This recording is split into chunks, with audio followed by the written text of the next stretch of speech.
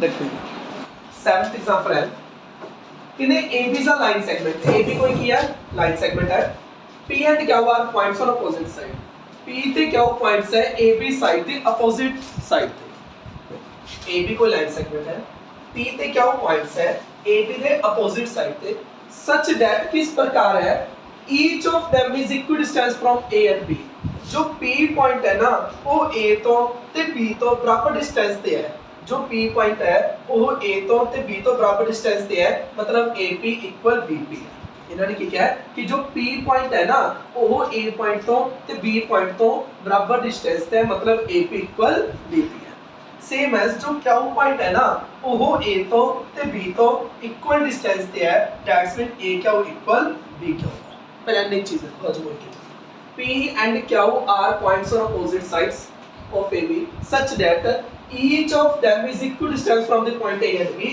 जो P है वो A तो ते B तो equal distance है जो Q पॉइंट है वो A तो ते B तो equal distance है that is we have given upon given की है जो AP है वो किसके इक्वल है BP दे सेकंड वन जो AQ है वो किसके इक्वल है BQ यानी गल समझते ਹੁਣ ਆਪਾਂ ਨੇ ਸ਼ੋ ਕੀ ਕਰਨਾ ਹੈ show that PQ is perpendicular bisector of AB जो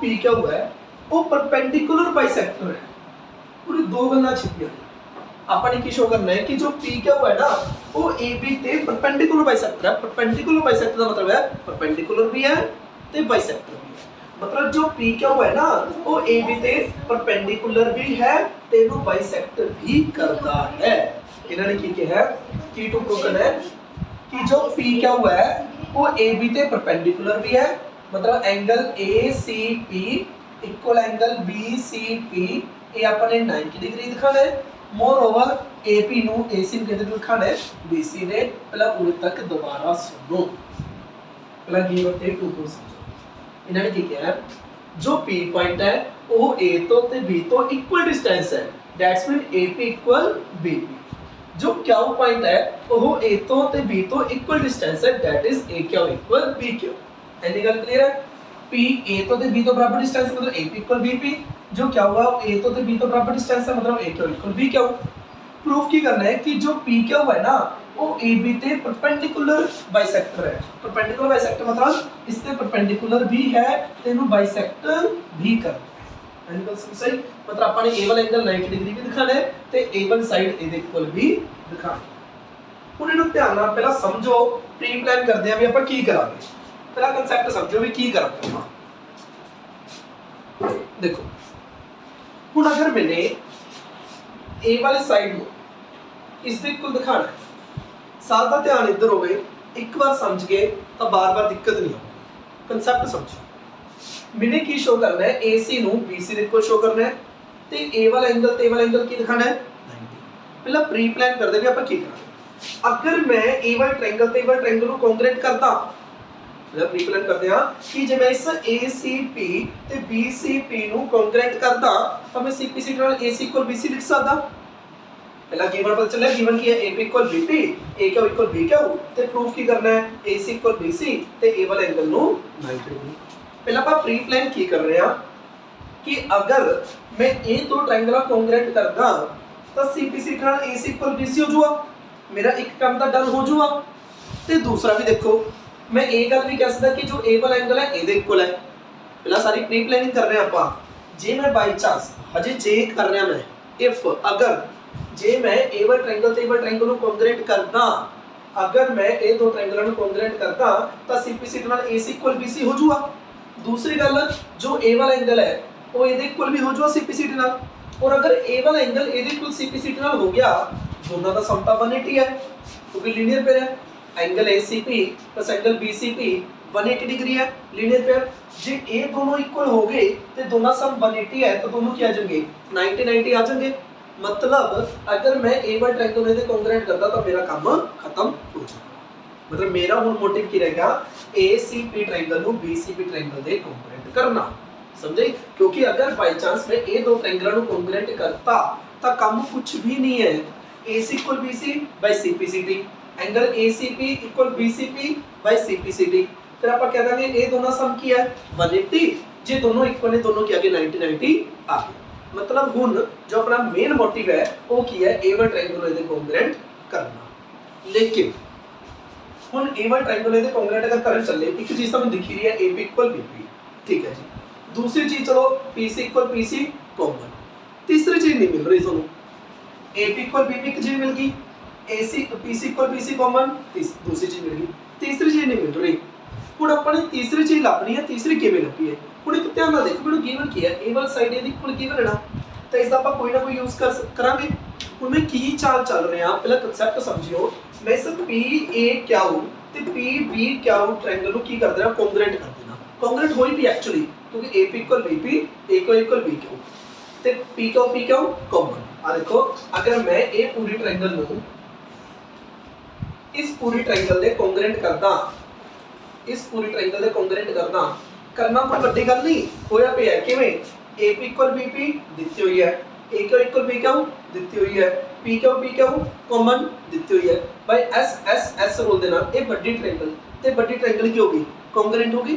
और अगर बड़ी ट्रायंगल कोंग्रुएंट होगी तो CPCD में केड़ा एंगल ले लूंगा, A वाला एंगल इहदे को ले लूंगा बाय CPCD। और अगर A वाला एंगल CPCD नाल ले लिया मैनू ये दो ट्रायंगल कोंग्रुएंट चाहिए सी बाय S नाल दोनों ट्रायंगल कोंग्रुएंट हो जाए। पहला प्री प्लानिंग समझ आ गई। हुण आपां इहनूं लिखना है, दोबारा रिपीट कर रहे हैं आपां की करांगे। अपना मेन मोटिव की है AC नूं BC दे इक्वल शो करना, ये दोनों नूं 90 लिख आना। हुण तुसीं सोचा भी जे मैं A वाले ट्रायंगल नूं कोंग्रुएंट करदा तां CPCD नाल AC इक्वल BC आ जाऊगा। Moreover angle ACP equal BCP आ जाऊगा ते दोनों सब बन के दोनों 90 90 आ जाएंगे। मतलब मेन दिक्कत की है ये दो ट्रायंगलों को कोंग्रुएंट करना। हुण ये दो ट्रायंगल किवें कोंग्रुएंट कीती जाण, ये दो ट्रायंगलों को कोंग्रुएंट करने वास्ते ए साइड ए देखो है, ए साइड कॉमन है, तीसरी चीज नहीं मिल रही तो आप गिवन का यूज करांगे। गिवन किसी ए वाली साइड ए देखो तो आपने की चाल चल रही पहले आपने बड़ियां ट्रायंगल कोंग्रुएंट करतीआं PAQ ते PBQ ਨੂੰ कोंग्रुएंट कर देना। किवें कोंग्रुएंट कर देना, AP equal BP AQ equal BQ PQ equal PQ common. ਤੇ ਵੱਡੀਆਂ ट्रायंगल अगर कोंग्रुएंट हो गया तो CPCD रे वाला एंगल इधर इक्वल हो जाएगा। और अगर ए वाला एंगल इधर इक्वल हो गया तो छोटियां ट्रायंगल कोंग्रुएंट हो जाएंगी। और अगर छोटियां ट्रायंगल कोंग्रुएंट हो गया तो AC इक्वल BC हो जाएगा तो दोनों एंगल की हो जाएंगे 90 90 हो जाएंगे। हुन ए वाली चीज अपने लिख देखो पहला काम की कीता से अपने बड़ी ट्रायंगल। हुन मैं प्री प्लानिंग क्यों कराई है ताकि जो मैं स्टेप लिखो तो पता हो कि मैं क्यों लिख रहा, रट्टा नहीं मारना अपने क्वेश्चन ते कोई स्टेप कर रहा तो क्यों कर रहा। फिर आप बड़ी ट्रायंगल चक्कर है कि APQ in triangle APQ and triangle BPQ आप कमांगे जो AP इक्वल BP है ये सानू गिवन है, जो AQ इक्वल BQ है ये भी सानू गिवन है ते साडी PQ इक्वल PQ कॉमन है। ठीक है अपने AP इक्वल BP गिवन है, AQ इक्वल BQ गिवन है, PQ इक्वल PQ कॉमन है। तो दोनों ट्रायंगल कोंग्रुएंट हो चुकी ने। APQ कोंग्रुएंट होगी ट्रायंगल। नाम ध्यान ना दियो, नाम से जल्दबाजी नहीं करनी।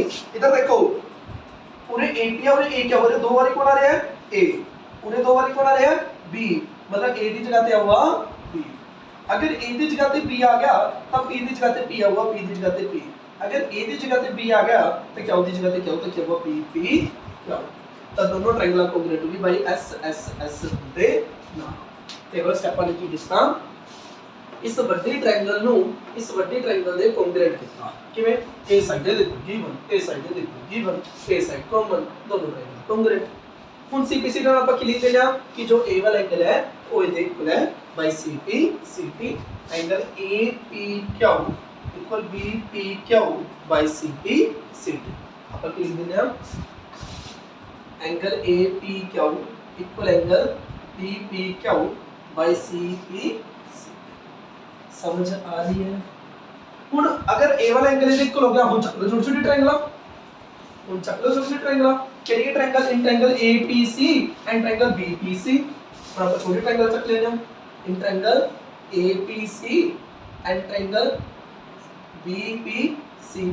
ये आप कह सकते हैं AB equal BP common, AP equal BP sorry given PC equal PC common, PC equal PC common. ते जो ए वाला एंगल है, angle APC equal BPC, angle APC equal angle BPC from equation 1, from equation 1 पूरे CPCT ना लिखियो, पढ़ना वाला होगा गिवन कॉमन CPCT कॉन्ग्रेट देखते हैं CPCT कितना आ गया, तो लिख दो फ्रॉम इक्वेशन 1।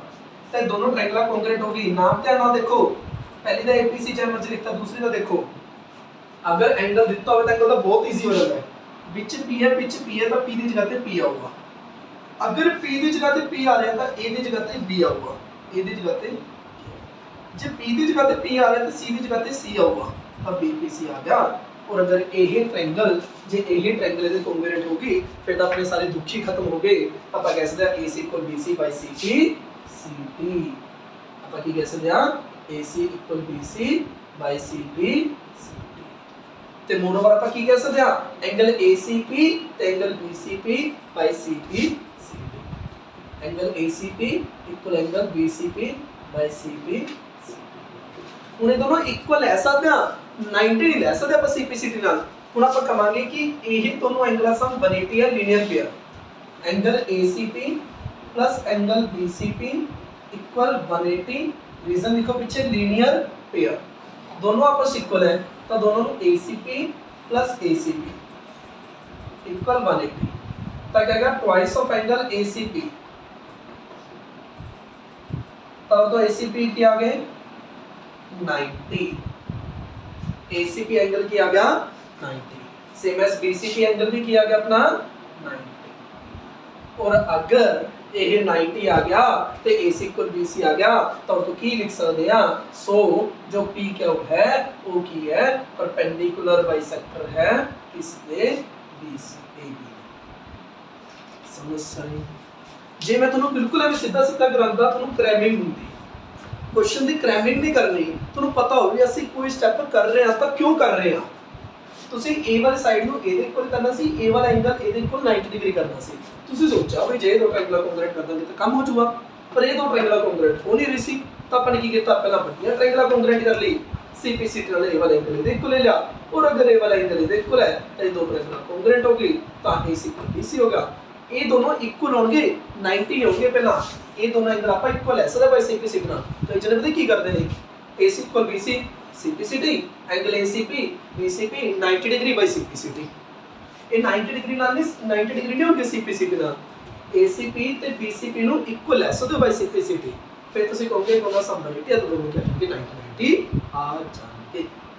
ਕਿਸੇ ਨੂੰ ਡਾਊਟ ਹੈ क्वेश्चन ਚ ਬਸ ਕਿਹੜਾ ਜੀ 180 देखो ए वाला एंगल ते वाला एंगल पूरी सीधी लाइन बना रही है ना, ACP ते BCP पूरी सीधी लाइन बना रही है लीनियर पेयर। जे ए वाला एंगल ते वाला देखो दोनों सम 180 है लीनियर पेयर, ACP ते BCP दोनों सम 180 है लीनियर पेयर, दोनों आपस इक्वल है तो दोनों में ACP ACP लिखते हैं इक्वल 180, तो अब तो क्या होगा ट्वाइस ऑफ ACP इक्वल 180, तो 2 डिवाइड करके ACP लिखते हो। समझा नहीं किसी स्टेप च एवं लगे हो भी क्यों कीता की कीता, जो भी किसी भी तरह का कोई डाउट हो समझ आ गया राइट आउट। हाँ जी 8th एग्जांपल देखो किने ये स्टेटमेंट ध्यान नाल समझियो, स्टेटमेंट समझ के सॉल्यूशन होगा, कुछ भी नहीं है क्वेश्चन दे विच किने P is a point, P कोई पॉइंट है सारा दिख रहा है इक्विडिस्टेंट, जो इक्वल डिस्टेंस पे है from two line L and M, जो P पॉइंट है ना वो L तो ते M तो बराबर डिस्टेंस ते है, जो P पॉइंट है वो L तो ते M तो इक्वल डिस्टेंस है, इक्वल डिस्टेंस मतलब जो PB है वो के इक्वल है PC, जो P पॉइंट है ना वो L लाइन तो ते M लाइन तो बराबर डिस्टेंस ते है, मतलब PB इक्वल PC है। इस लाइन का मतलब समझ आया क्या, देखो P पॉइंट है ACL लाइन, ये जो A वाला डिस्टेंस है ये आसी M लाइन जो A वाला डिस्टेंस है ये आपस इक्वल है, point P is equal distance from the two line L and M। तब कीवर्ड लिखते हैं इन्हें की क्या है कि जो PB है वो किससे इक्वल है PC। और मैं पहला क्वेश्चन लाइन लिख दियो कि P is equidistance from L and M, that is जो PB है वो किसके इक्वल है PC। एनी गल समझ आ गई। अगली लाइन पढ़ो, शो दैट की शो करो कि जो लाइन AP है ना, जो लाइन AP है वो एंगल ਨੂੰ बाइसेक्ट करती है, मतलब A वाला एंगल ਨੂੰ A ਦੇ ਇਕੁਅਲ ਮੈਨੇ ਸ਼ੋ ਕਰਨਾ ਹੈ। जो AP है show that the line AP bisect the angle between them. जो AP है ना इन्ना दे पिछले एंगल ਨੂੰ बाइसेक्ट करती है, मतलब A वाला एंगल A ਦੇ ਇਕੁਅਲ ਸ਼ੋ करना है, मतलब मैंने की शो करना है जो एंगल BAP है वो किदे इक्वल है CAP। क्वेश्चन समझ आ गया। अपने A वाला angle A they equal show करना है, अपने की शो करना है जो एंगल BAP है वो किसके इक्वल है CAP। उन तक समझ आया या नहीं? क्वेश्चन समझ आ गया। तो अर्थ देख लो, जो P पॉइंट है वो L लाइन तो M लाइन तो बराबर डिस्टेंस है, मतलब PB इक्वल PC है। दूसरी गल अपने प्रूव की करना है कि जो AP है वो इसको बाइसेक्ट करता है, मतलब BAP ਨੂੰ CAP ਦੇ ਇਕੁਅਲ ਸ਼ੋ ਕਰਦਾ ਹੈ। ਹੁਣ obvious ही गल है, जे A दो ट्रायंगल कॉन्ग्रुएंट करता ਤਾਂ A वाला एंगल ਇਹਦੇ ਇਕੁਅਲ बाय CPCP हो जाऊगा। मतलब मेरा मेन मकसद की है A दो ट्रायंगल ਨੂੰ कॉन्ग्रुएंट करना। कॉन्ग्रुएंट देखो AP equal AP common, PB equal PC given, A वाला एंगल इज इक्वल 90 डिग्री, लेकिन इस नाल दो साइडा तो होगी लेकिन उनके विचला एंगल नहीं है क्या, उनकी करिए। अब ध्यान ना देखो, एक राइट एंगल है, एक ਉਹਦੇ ਸਾਹਮਣੇ ਦੀ ਹਾਈਪੋਟੇਨਸ है, एक साइड है, ते दोनों ट्रायंगल कंप्लीट हो जाएंगे बाय RHS रूल ਦੇ ਨਾਲ। RHS रूल ਕੀ ਹੁੰਦਾ ਹੈ, ਇੱਕ ਤਾਂ ਰਾਈਟ ਐਂਗਲ ਹੋਵੇ, ਇੱਕ ਰਾਈਟ ਐਂਗਲ ਹੋਵੇ, ਇੱਕ ਉਹਦੀ ਹਾਈਪੋਟੇਨਸ ਹੋਵੇ ਤੇ ਇੱਕ ਸਾਈਡ ਹੋਵੇ। ਜੇ ਇਹ 90 ਡਿਗਰੀ ਨਾ ਹੁੰਦਾ, ਕਨਸੈਪਟ ਸੁਣੋ, अगर 90 डिग्री ना होता जस्ट अपने वाला एंगल देखो दिखता ਹੁੰਦਾ ਸੀ, ਫਿਰ ਨਹੀਂ ਆਪਾਂ ਕੰਗਰੂਐਂਟ ਕਹਿ ਸਕਦੇ, ਕਿਉਂਕਿ ਫਿਰ ਇਹਦੇ ਨਾਲ S ਮਤਲਬ SSA ਇਹ ਕੋਈ ਰੂਲ ਨਹੀਂ ਹੁੰਦਾ, ਸਾਸ ਤੋਂ ਸਾਸ रहती है, ਮਤਲਬ SAS ਰੂਲ ਹੁੰਦਾ ਹੈ, SSA ਨਾਮ ਦਾ ਕੋਈ ਰੂਲ ਨਹੀਂ ਹੁੰਦਾ। ਠੀਕ ਹੈ, मतलब कि ਜੇ ਇਹ 90 डिग्री ਨਾ ਹੁੰਦਾ ਤਾਂ ਇਹ ਕੰਗਰੂਐਂਟ ਨਹੀਂ ਕਹਿ ਸਕਦੇ ਸੀ ਆਪਾਂ, ਪੂਰੇ 90 डिग्री है, इस करके ਆਪਾਂ ਕਹਿ ਸਕਦੇ ਹਾਂ ਕਿ ਇੱਕ ਰਾਈਟ ਐਂਗਲ ਹੈ, ਇੱਕ ਹਾਈਪੋਟੇਨਸ है, ਇੱਕ साइड है। समझ आ गई। मैंने ए वाला एंगल ਇਹਦੇ ਇਕੁਅਲ ਕਰਨਾ ਸੀ ਤਾਂ ਮੈਂ ਇਹ ਵਾਲਾ ट्रायंगल ਇਹਦੇ ਕੰਗਰੂਐਂਟ ਕਰੂੰਗਾ। ਸੋ ਸਾਫ਼-ਸਾਫ਼ ਦਿਖਾਈ ਦੇ ਰਹੀ ਹੈ कि APP common, BP equal PC given, A वाला एंगल ਇਹਦੇ ਇਕੁਅਲ 90 डिग्री।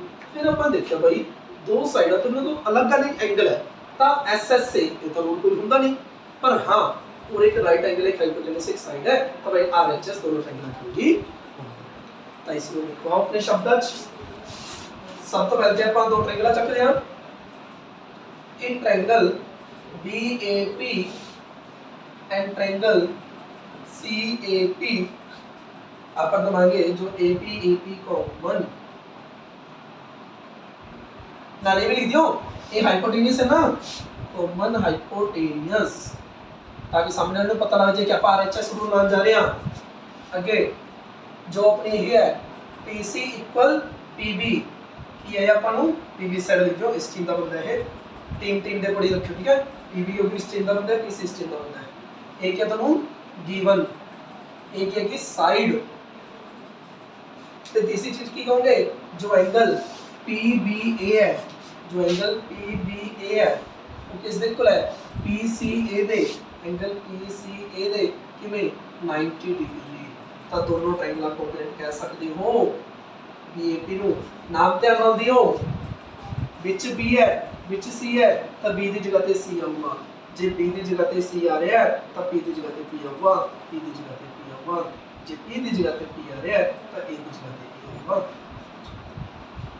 ਤਾਂ ਦੋਨੋਂ ਟ੍ਰਾਇੰਗਲਾਂ ਕੰਗਰੂਐਂਟ ਹੋਗੀ ਕਿਸ ਰੂਲ ਨਾਲ, RHS रूल ਦੇ ਨਾਲ। राइट हैंड साइड नहीं है ये, राइट एंगल हाइपोटेनस ते साइड है, राइट एंगल हाइपोटेनस ते साइड। और अगर ये दो ट्रायंगल प्यारी प्यारी कांग्रुएंट होगी तो CPC को कह सकते हैं कि जो एंगल BAP है वो CAP दे है, BAP equal CAP by CPCT corresponding part of congruent triangle। समझ आ गई।